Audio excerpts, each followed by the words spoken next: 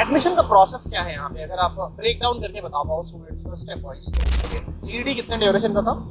GD as of now नहीं, क्योंकि अभी जो रिसेंट पैकेज एवरेज जो चल रहा है वो बहुत अच्छा चल रहा कुछ कंपनीज के नाम बताओगे जो अभी तक है। एसेंशियल लास्ट ईयर हमने देखा कि टर्बुलेंट भरा रहा था पूरा placement 2023 batch. I am Bangalore को स्ट्रगल करते हुए हमने देखा, यहाँ का स्टेटस क्या था? अच्छा, और ओवरऑल इन्वेस्टमेंट क्या जाता है? Investment in total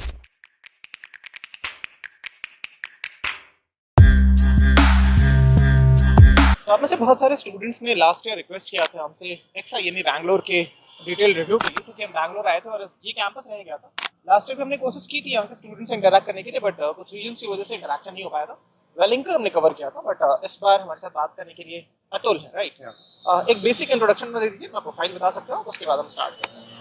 Hi, my name is Atul and I am from Gurgaon, Haryana. Okay, I worked for about 2 years in sales and marketing company, and after that I decided to do an MBA for my future growth. Okay. So that's why I choose Zyme Bangalore for the studies. ठीक है। Admission का process क्या है यहाँ पे, अगर आप break down करके बता पाओ स्टूडेंट्स को स्टेप वाइज तो? So एडमिशन का स्टेप दूसरे कॉलेजेस की तरह काफी सिंपल है। यहाँ पे ठीक है। आपको कोई भी एंट्रेंस एग्जाम देना पड़ेगा, हाँ। कैट, जैक, मैट, इसके थ्रू आप यहाँ पे एडमिशन ले सकते हो। I'm not ठीक sure है। about the minimum cutoff, but I've scored 97.61, so 97.61 in math. Math. Okay, So there are few people in this college जिन्होंने 94 कैट में भी यहाँ पे हैं, 98 में भी कैट में यहाँ पे हैं। अच्छा, So मिनिमम अगर मैं बात करूँ तो आपको यहाँ पे 80 to 80 के आसपास मिल जाएगा, जितना मुझे पता है। Okay, I'm not sure. You can check on the website as well about minimum scores. ठीक है। अच्छा, पहला स्टेप हो गया आपका एंट्रेंस एग्जाम का, जो कट ऑफ मार्क होता है वो क्लियर करना। उसके बाद जो नेक्स्ट स्टेप होगा उसमें आपको अपना जो भी स्कोर रहेगा आपको अपलोड करना पड़ेगा ऑफिशियल साइट पे जाएंगे। ठीक है। स्कोर्स अपलोड करने के बाद you will get a call about the GD round. Okay, GD round clear करने के बाद आपका पीआई राउंड होगा। पीआई राउंड क्लियर करने के बाद you will get the offer letter, उसके बाद जो भी नेक्स्ट प्रोसेस होता है फीस के अकॉर्डिंग। ठीक है। जीडी कितने ड्यूरेशन का था? जीडी इट डिपेंड्स कि कितने लोग हैं एज इन उस राउंड के अंदर। For आपका example, एक्सपीरियंस कैसा था? मेरा एक्सपीरियंस बहुत अच्छा था। Everyone got an equal opportunity to speak. So GD round का अच्छा रहता है। जो हमारी एज इन द फैकल्टीज होती हैं जीडी राउंड के अंदर, वो भी काफ़ी सपोर्टिव होती हैं। ओके, दे विल ट्राई कि हर बंदा स्पीक करे, बोले जीडी राउंड के अंदर। उसके बाद जो नेक्स्ट स्टेप होता है उसी दिन हो जाता है आपका पीआई राउंड। अच्छा, सेम डे हो जाता है। पीआई का एक्सपीरियंस कैसा था आपका? पीआई का एक्सपीरियंस बहुत अच्छा था यहाँ पे, क्योंकि मेरा जो जीडी लिया था वो लिया था डायरेक्टर ने। Okay, So she was very as in interactive during the session, और इन्होंने जो मेन क्वेश्चंस थे वो आपके पास एक्सपीरियंस के बारे में रहेंगे, आपने अपने अंडरग्रेड में क्या किया, उसके बाद what you want from Zyme. So these are the basically questions they usually ask in the interviews. ठीक है। बैच का प्रोफाइल अगर आप एक आइडिया दे पाओ, रफ आइडिया, कितने परसेंट स्टूडेंट्स होंगे जिनके पास वर्क एक्स है, कितने परसेंट स्टूडेंट्स हैं जो फ्रेशर है, जेंडर डाइवर्सिटी के बारे में आप बता पाओगे? So इस जो ये वाला बैच है इसमें वर्क एक्सपीरियंस सबकी बार ज़्यादा है लोगों के पास। Okay, if I talk about minimum average रहेगा 1.58 मिनिमम है अभी जो एक्सपीरियंस है लोगों के पास। सेकेंडरी अगर जेंडर डाइवर्सिटी तो इस बार अराउंड 50-50 रेशियो होगा सो दैट इक्वल अपॉर्चुनिटीज मिलती है प्लेसमेंट के टाइम भी। ओके, सो जेंडर डाइवर्सिटी ये है। और if I talk about batch profile तो जो नॉन टेक बैकग्राउंड है वो अब बार ज़्यादा है। इस बार ज़्यादा है comparative to tech background. I am not sure about other classes other sections because there are 3 more sections. So मेरे क्लास में जो भी बैच है वो उसमें बीटेक जो है कंपैरेटिव कम है और ज़्यादा non tech. Overall batch size क्या है? Overall batch size if I include BA which is business analytics तो टोटल 300 है Zyme कैंपस का। कुछ ऐसा है क्या कि बहुत सारे कैंपसेस होते हैं कि एक पर्टिकुलर स्पेशलाइजेशन के लिए फेमस होते हैं, तो इसके साथ भी कोई ऐसा टैग लगा हुआ है? एज ऑफ नाउ नहीं, क्योंकि अभी जो रिसेंट पैकेज एवरेज जो चल रहा है वो अभी अराउंड 11.5 चल रहा है। अभी जो रिसेंट अभी चल रहे हैं पैकेजेस, ये आप मीडियन की बात कर रहे हो? 11.5 एवरेज है, एवरेज की बात कर रहे हो? क्योंकि अभी पूरी प्लेसमेंट्स हुई नहीं है। अच्छा। ऑनगोइंग प्रोसेस अभी 2 महीने हुए शायद मैक्स, 2 महीने भी नहीं, 1.5 महीने हुआ अभी। ओके, तो उसमें भी जो एवरेज पैकेज अभी काफ़ी अच्छा चल रहा है। अभी रिसेंट जो हाईएस्ट पैकेज अभी तक गया है वो 24 लाख से है कल ही। Okay, so yeah, package is quite good. If you are able to, you know, perform well in the college, so definitely एक अच्छा package score कर सकते हो इस college ओके, तो मतलब 11 आप एवरेज बता रहे हो, तो मीडियम प्लेसमेंट 10.5 के अराउंड में या 10.5 के अराउंड में रहा अभी एग्जैक्टली क्योंकि पूरे प्लेसमेंट्स हुई नहीं तो I'm not sure about के क्या रहेगा. बाकी प्लेसमेंट अभी तक बहुत अच्छा चल रहा कुछ कंपनीज के नाम बताओगे जो अभी तक है. Accenture, KPMG, उसके बाद अभी Deloitte भी आई थिंक आने वाली है. FMCG? FMCG, I'm not sure about that, but शायद आए क्योंकि जो प्लेसमेंट कम्युनिटी है, they are doing really well about the placements. Okay, So they are trying their best कि बहुत अच्छी कंपनीज आए. ऑलरेडी आ भी रही हैं काफ़ी अच्छी कंपनीज. इंटेल आई है, डेल टेक्नोलॉजीज आई है, जो भी रिसेंटली जो हाईएस्ट इंटर्नशिप के लिए गया है पैकेज वो भी अराउंड 1 लाख है. 1 लाख रुपए इसका internship, internship. Okay, last year हमने देखा कि टर्बुलेंट भरा रहा था पूरा placement 2023 batch. I am Bangalore को स्ट्रगल करते हुए हमने देखा. यहाँ का स्टेटस क्या था? Sir, I'm really not sure about the previous placements because I'm first year और मैंने इतना रिसर्च नहीं किया about the internship. So बाकी जितना मैंने डिस्कस किया था सीनियर से, so the placements was really good in this campus. Everyone got placed. So actually it depends on the person कि आप कैसा परफॉर्म करते हो. कॉलेज आपको एक अच्छी अपॉर्चुनिटी देता है, but you have to grab them. So opportunity सबको मिल रही है यहाँ पे, and I think everyone got placed in previous year. अच्छा, ठीक है. आपके लिए डिसाइडिंग फैक्टर क्या था? मतलब बैंगलोर में बहुत सारे कॉलेजेस हैं, तो एक्सआईएमई ही क्यों? First of all, kind of you can say कि legacy है, काफ़ी पुराना कॉलेज है. Other than that, जो यहाँ के हमारे president हैं, he was also really good. From the very beginning, he was into this field. So, and the faculties, they are also really good. And I've also, few of my friends, they've studied from here. So they recommended me that you can go for this one. अच्छा, एक चीज और समझाओ मुझे. बहुत सारे students, मतलब ये एक जनरल कंसेप्शन है लोगों के बीच में कि अगर बैंगलोर में आके पढ़ाई कर रहे हो MBA का, तो उसका एक एडेड बेनिफिट मिल जाता है आपको. आप गुड़गांव के रहने वाले हो, गुड़गांव के बारे में भी आपको पता है. तो क्या एक्चुअल में प्रैक्टिकल टर्म्स में वो चीजें ट्रांसलेट हो रही है यहाँ पे बेनिफिट्स जो आप अज्यूम करके आए हो कि बैंगलोर, क्योंकि ये बिल्कुल इलेक्ट्रॉनिक सिटी में है है ना?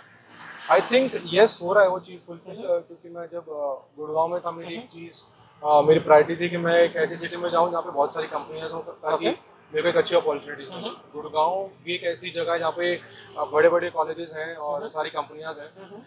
बट यूजुअली जो कॉलेजेस हैं वो वहाँ पे क्या है कि आप ज़्यादा एक्सेप्ट करते हैं जो अच्छे कॉलेज हैं.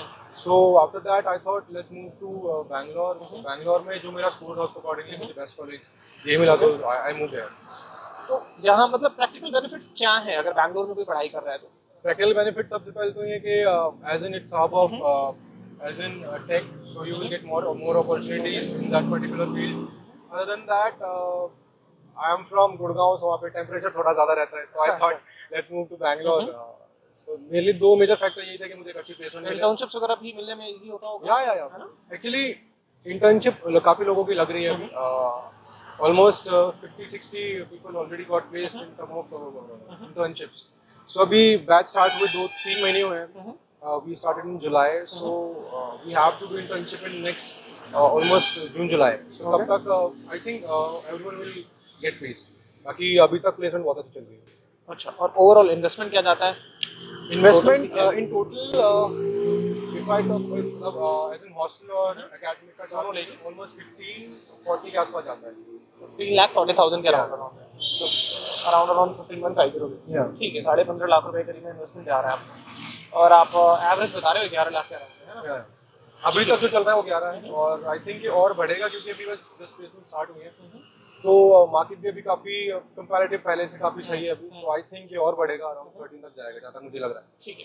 अच्छा, अभी मार्केट का जो सबसे बड़ा कंसर्न है, जो कंपनीज हैं उनका कंसर्न ये है कि जो स्टूडेंट्स पास आउट होकर निकल रहे हैं कॉलेजेस से, MBA कॉलेजेस से, उनके जो स्किल्स हैं वो लैक कर रहे हैं. तो और उसके पीछे जो रीज़न देते हैं वो ये है कि जो सिलेबस कॉलेजेस में पढ़ाया जा रहा है और जो आज इंडस्ट्री की डिमांड है उसमें बहुत बड़ा मिसमैच है. तो एक्सआईएमई ने ऐसे कुछ इनिशिएटिव लिए हुए हैं ताकि उस स्किल वाले गैप को ब्रिज किया जा सके. फर्स्ट ऑफ ऑल जैसा बता रहे हो कि काफ़ी ऑलमोस्ट सारी कंपनीज ये बोलते हैं कि स्किल्स नहीं आज के टाइम बच्चों के पास. तो उसके लिए सबसे इम्पोर्टेंट चीज़ जो मैंने यहाँ पे सीखी है that you have to be a good communicator. So उसके लिए there are some CB classes.